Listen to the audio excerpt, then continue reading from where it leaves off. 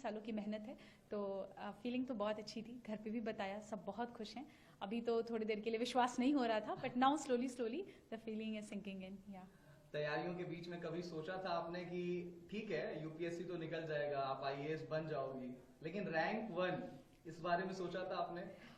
मैंने तो नहीं, पर मेरे भाई ने हमेशा से ही सोचा था। लास्ट ईयर भी जब मैंने इंटरव्यू के बाद I miss the cut off by 12 marks, उसने यही कहा था कि तुम चिंता मत करो, तुम फिर से लिख जाओगी, you will again clear it, और तुम्हें भगवान ने रैंक 1 के लिए ही बचा के रखा है। एंड आई थिंक आज उसकी बात सच भी हो गई कहीं ना कहीं।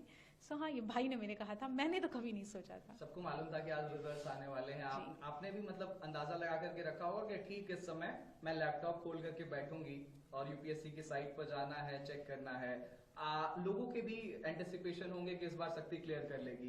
जैसे ही आपने अपना नाम देखा, किसको पहला फोन किया, कितनी खुशी अंदर से, क्या कुछ निकल करके आया, किसको किसको फोन किया? हाँ, आई एक्चुअली सुबह से ही आज था कि रिजल्ट आ जाएगा, एंड वी न्यू कि 1 o'clock से 2 o'clock के बीच में आना है। तो पहले तो मैंने कोशिश की कि मैं फ़ोन साइड में रख के सो जाती हूँ, बट वो हो नहीं पा रहा था।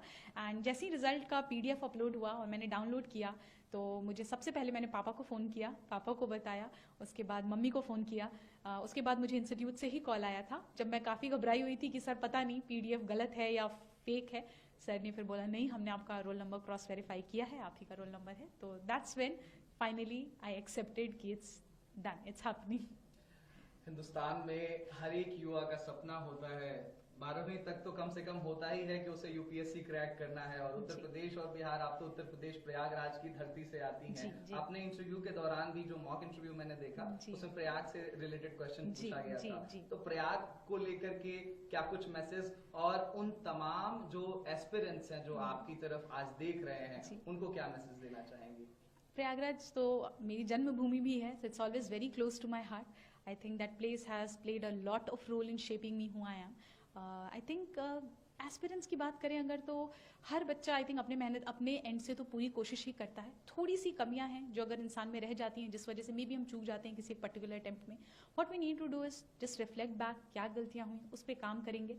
वरना ये हमेशा दिमाग में रखना है कि यूपीएससी सिर्फ एक एग्जाम है, it's not more than life, not anything more important then your life it is. So I think ये चीजें हैं जो बच्चों को अपने दिमाग में रखनी चाहिए। मम्मी पापा से बात हुई? जी हाँ, बिल्कुल, सबसे पहले उन्हीं से बात हुई। हाँ, और आज कोई मंदिर जाने की तैयारी है? ढोल नगाड़े कुछ बज रहे हैं घर पे? मंदिर तो मैं आज सुबह ही होके आई यहाँ पे, तो इसलिए हाँ, डेफिनेटली इसके बाद मैं यहाँ से निकलूंगी तो मंदिर ही जाऊंगी। अच्छा, ये आपका 5वां अटेम्प्ट था।